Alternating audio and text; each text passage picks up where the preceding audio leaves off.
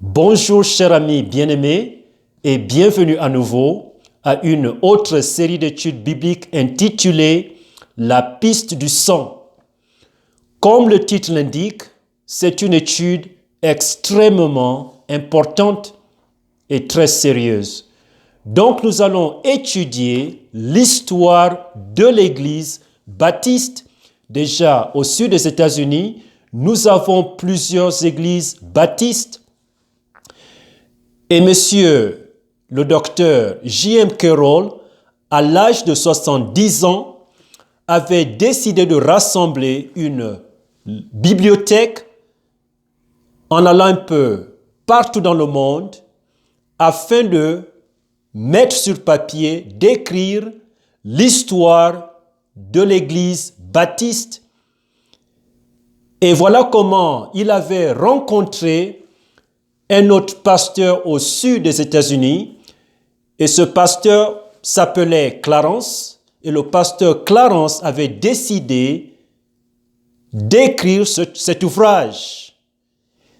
Et c'est ce que nous allons étudier dans les prochaines semaines. Introduction. Le docteur J.M. Carroll, l'auteur de ce livre, est né dans l'État de l'Arkansas le 8 janvier 1858 et est décédé au Texas le 10 janvier 1931. Son père, lui aussi un prédicateur baptiste, a déménagé au Texas lorsque frère Carroll avait 6 ans. Là, il a rencontré d'autres chrétiens, mais là, il a été converti, baptisé et ordonné au ministère de l'Évangile. Le docteur Carroll est non seulement devenu un leader parmi les baptistes du Texas, mais aussi une figure exceptionnelle des baptistes du Sud et du monde. C'était merveilleux d'entendre le docteur Carroll raconter comment il s'est intéressé à l'histoire des différentes dénominations, surtout leur origine. Et je crois que c'est une histoire magnifique et c'est quelque chose en tant que chrétien que nous devons aussi poursuivre. Il a écrit ce livre après avoir atteint l'âge de 70 ans, mais il a dit « Je me suis converti à Dieu quand je n'étais qu'un garçon. » Il continua en disant « Ville des nombreuses dénominations et se demanda quelle était l'Église que le Seigneur Jésus-Christ avait fondée. Même dans sa jeunesse, il a estimé que dans l'étude des Écritures et l'histoire, il pouvait trouver l'Église qui était la plus ancienne et qui ressemblait le plus aux églises décrites dans le Nouveau Testament. Cette recherche de la vérité l'a conduit dans de nombreux endroits et lui a permis de rassembler l'une des plus grandes bibliothèques sur l'histoire de l'Église. Cette bibliothèque a été donnée à sa mort au séminaire baptiste du sud-ouest, Fort Worth, au Texas. Il a trouvé beaucoup des informations sur l'histoire de l'Église. La plupart semblaient concerner les catholiques et les protestants. L'histoire des baptistes, découvrit-il, était écrite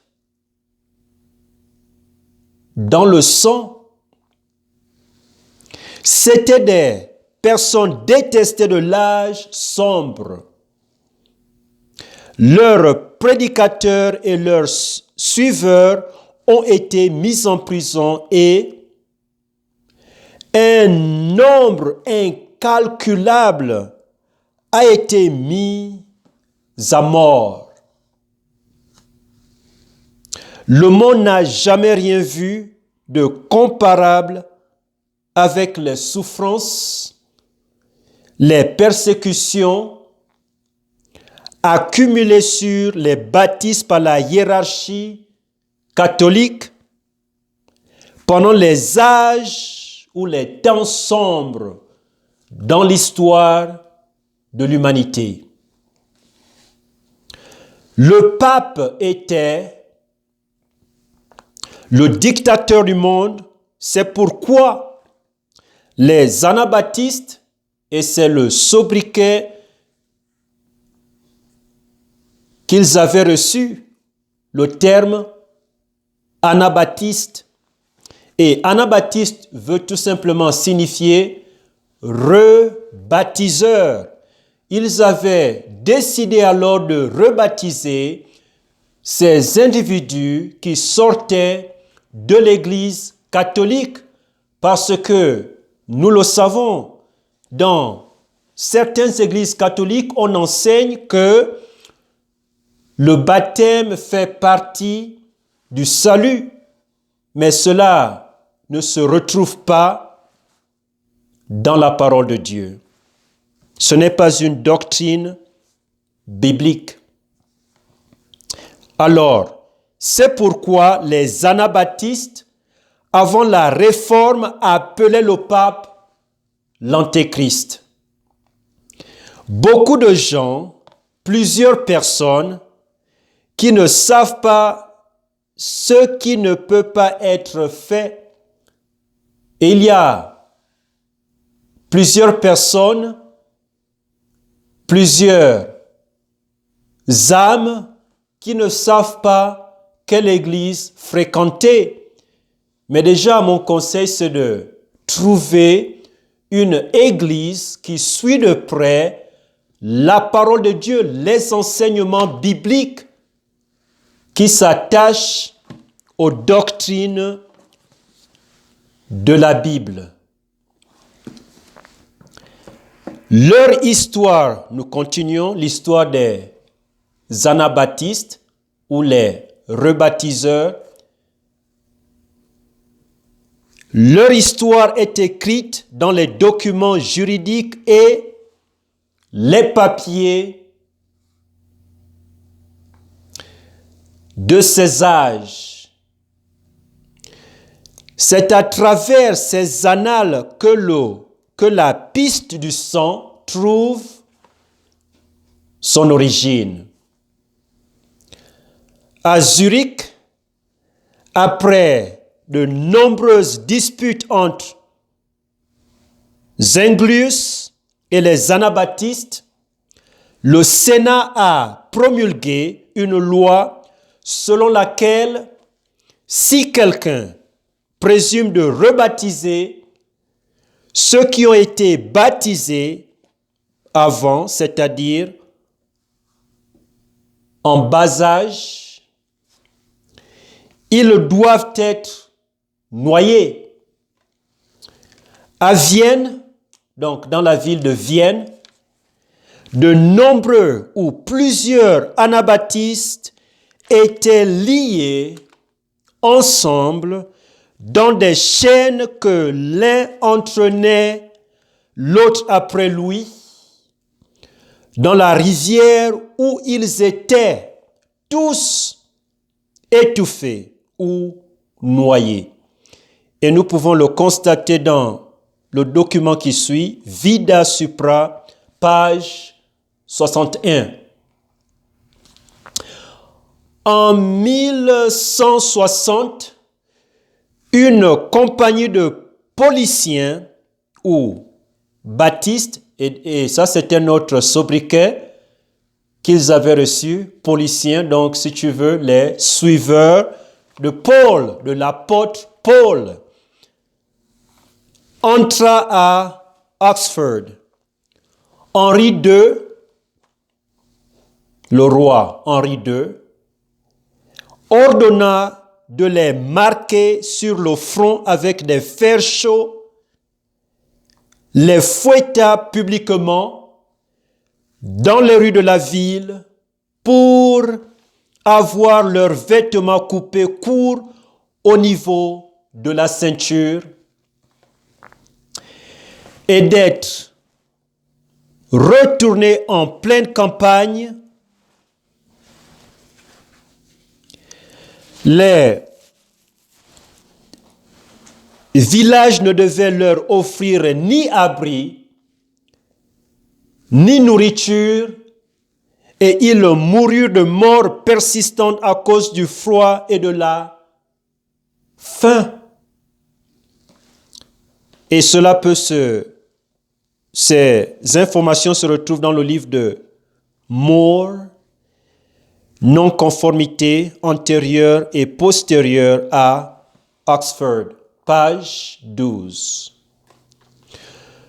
Le vieux chroniqueur Stowe, année 1533, raconte: le 25 mai, à l'église Saint-Paul, à Londres, a examiné 19 hommes et 6 femmes.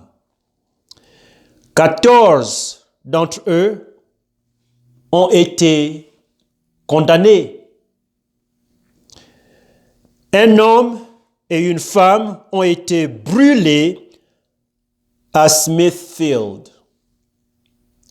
Les 12 autres ont été envoyés dans des villes pour être brûlés. Froude, l'historien anglais, dit de ces martyrs anabaptistes, c'était des martyrs. Donc, de ces martyrs anabaptistes, les détails sont tous partis, leurs noms sont partis. À peine les faits semblent valoir la peine d'être mentionnés. Pour eux, aucune partie d'Europe n'a été agitée. Donc, aucune partie d'Europe ne s'était préoccupée de leur bien-être. Aucun tribunal n'a été ordonné en deuil. Aucun cœur papal ne tremblait d'indignation. À leur mort, le monde les regarda avec complaisance, indifférence. Pourtant ici, sur 25 pauvres hommes et femmes, 14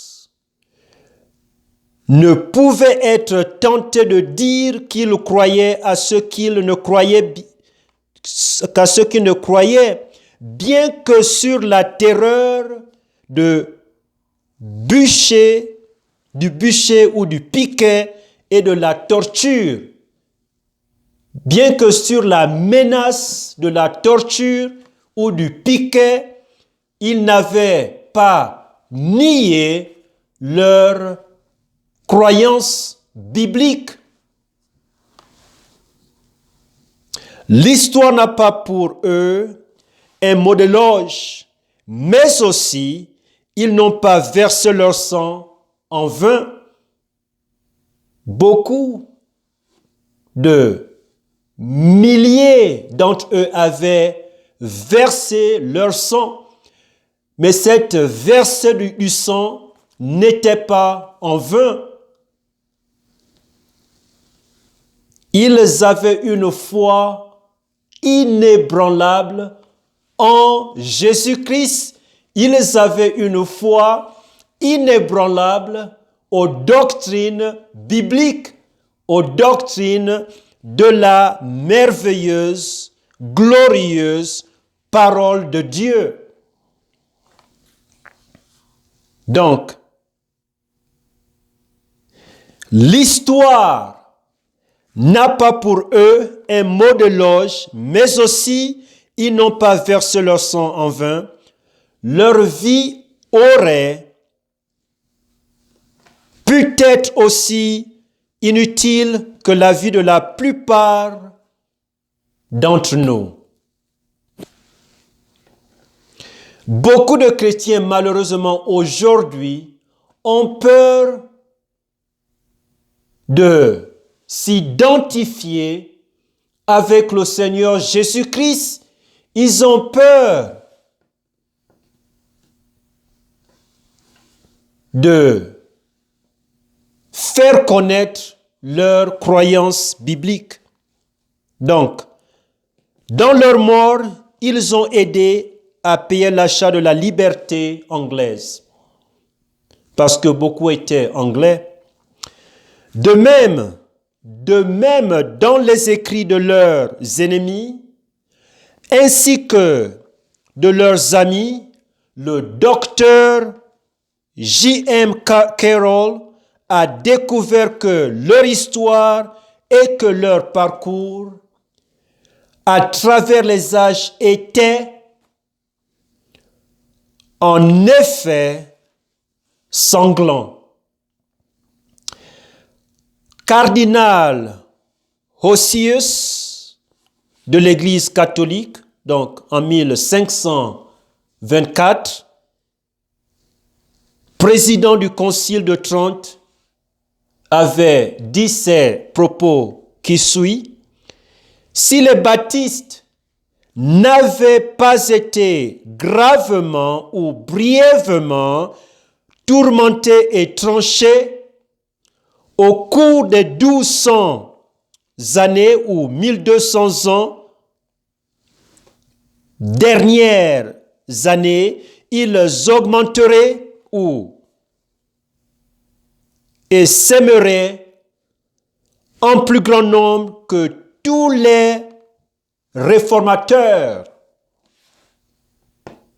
Et nous pouvons retrouver cette citation dans Hosius, Lettres à Pude Opéra, pages 112 et 113. Leurs 1200 ans ou 200 ans ont été les années précédant la réforme au cours desquelles Rome a persécuté les baptistes avec la persécution la plus cruelle qu'on puisse imaginer. Monsieur, nous connaissons Isaac Newton, donc Monsieur Isaac Newton,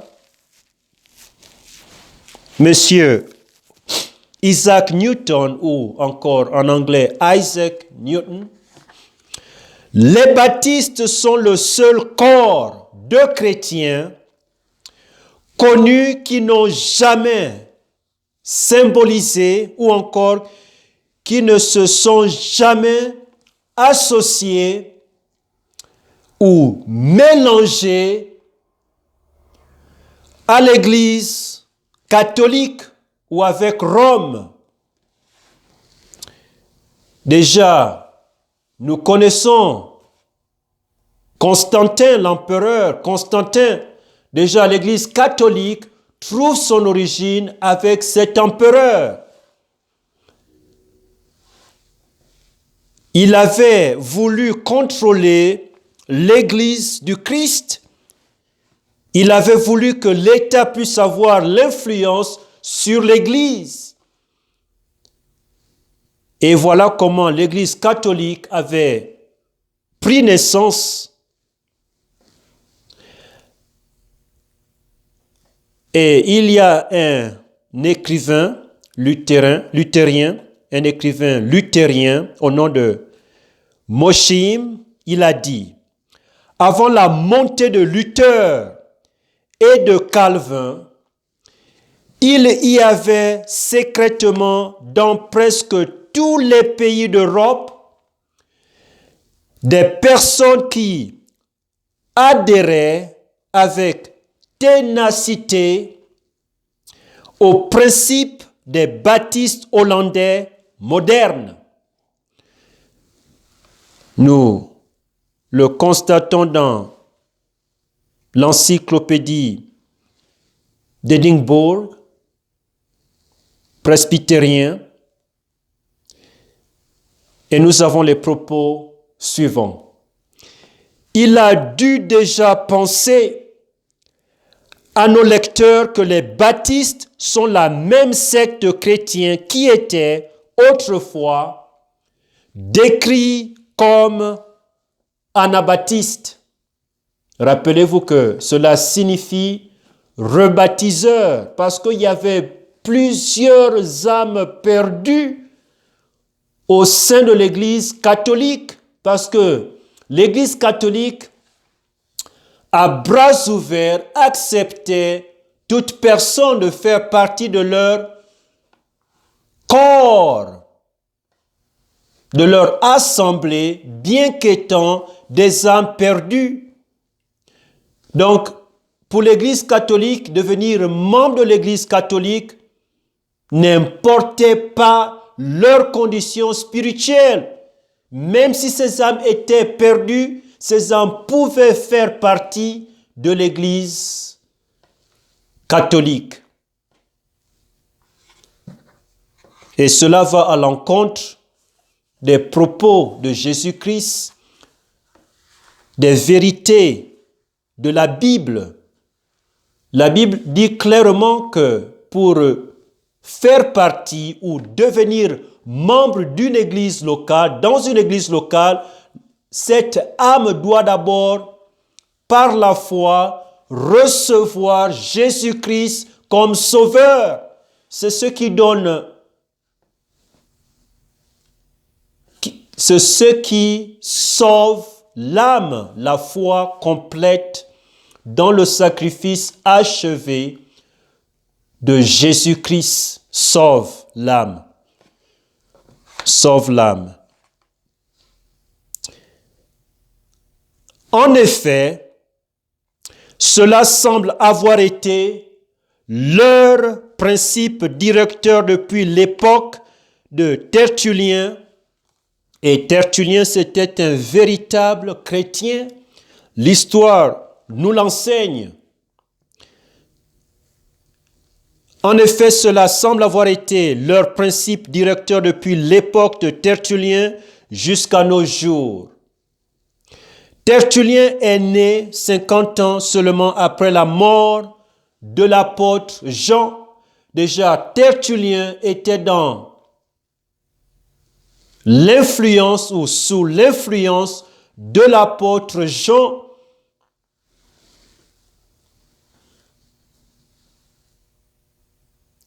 Il était sous l'influence de ses écrits parce que l'apôtre Jean a écrit l'évangile selon Jean. Il a écrit 1, 2, 3 Jean et il a aussi écrit l'Apocalypse.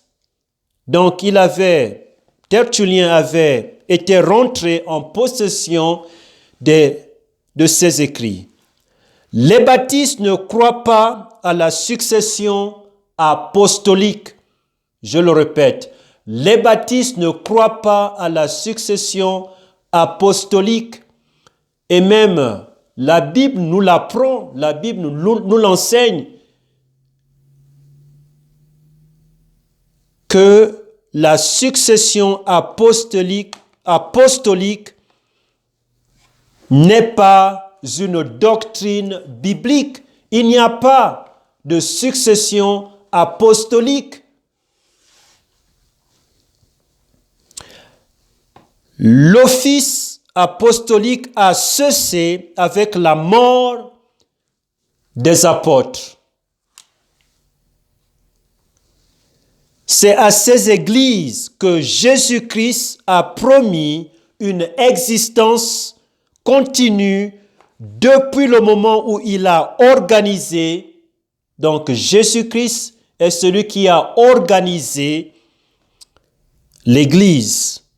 Donc depuis le moment où il a organisé la première Église pendant son ministère terrestre jusqu'à ce qu'il revienne. Il a promis, et moi, je te dis aussi que tu es Pierre, et que sur cette pierre, ou sur ce rocher, je bâtirai mon église, et les portes de l'enfer ne prévaudront point contre elle. Matthieu chapitre 16, verset 18. Donc, la promesse que Jésus-Christ avait faite était de bâtir son église. Aucune personne ne puisse le dire, parce que Jésus-Christ est celui qui bâtit l'église. Toute église locale doit être bâtie par Jésus-Christ, pas par un pasteur ou un pape ou un prêtre, mais par le Seigneur Jésus-Christ. Et la toute première église que Jésus-Christ avait fondée était en Jérusalem. Il avait fondé sur cette église avec ses disciples et il avait donné à cette église et aux églises à venir qui devaient suivre l'exemple de cette toute première église, la grande commission, ou la responsabilité d'évangéliser le monde tout entier avec l'évangile du salut de Jésus-Christ. Donc la grande commission a été donnée à l'église locale. La Bible ne parle pas, lorsque la Bible utilise le mot église au singulier ou église au pluriel, la Bible ne parle pas d'une église universelle, comme l'enseignent par exemple nos amis de l'église catholique ou encore d'autres dénominations. Non, la grande commission, Jésus-Christ l'avait donnée à l'église locale. Donc aujourd'hui, déjà une véritable église ici sur terre doit être une église locale. Elle doit avoir une certaine localité.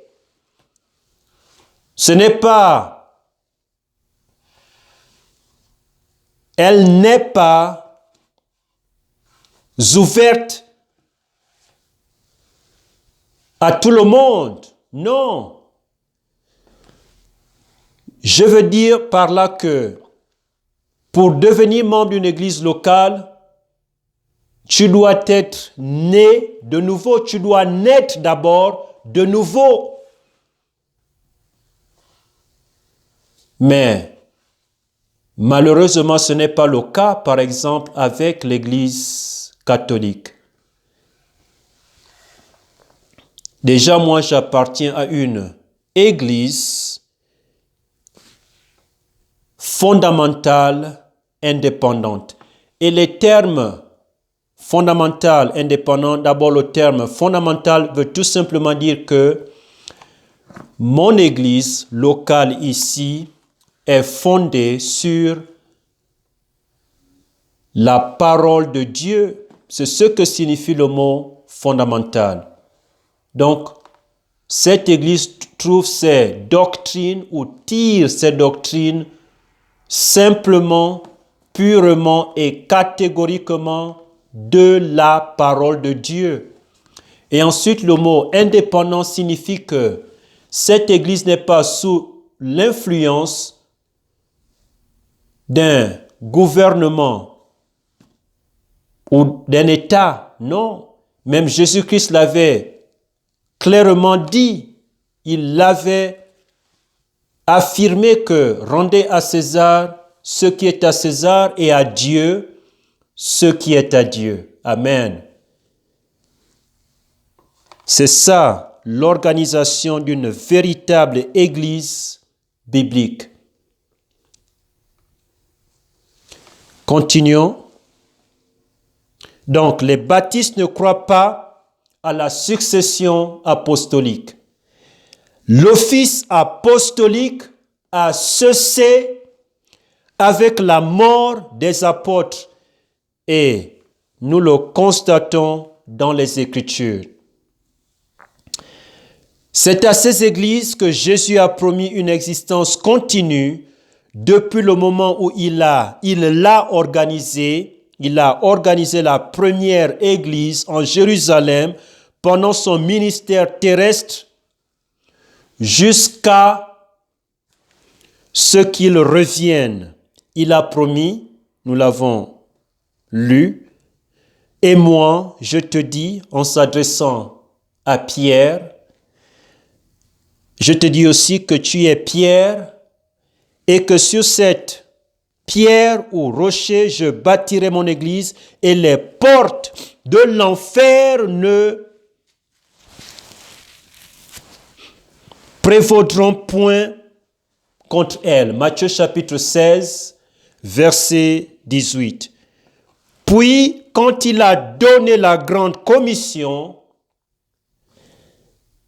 qui dit ce que ces églises doivent faire, il a promis. Entre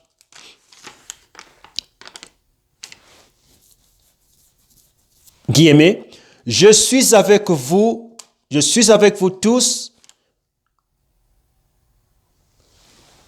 Je suis avec vous tous les jours jusqu'à la fin du monde.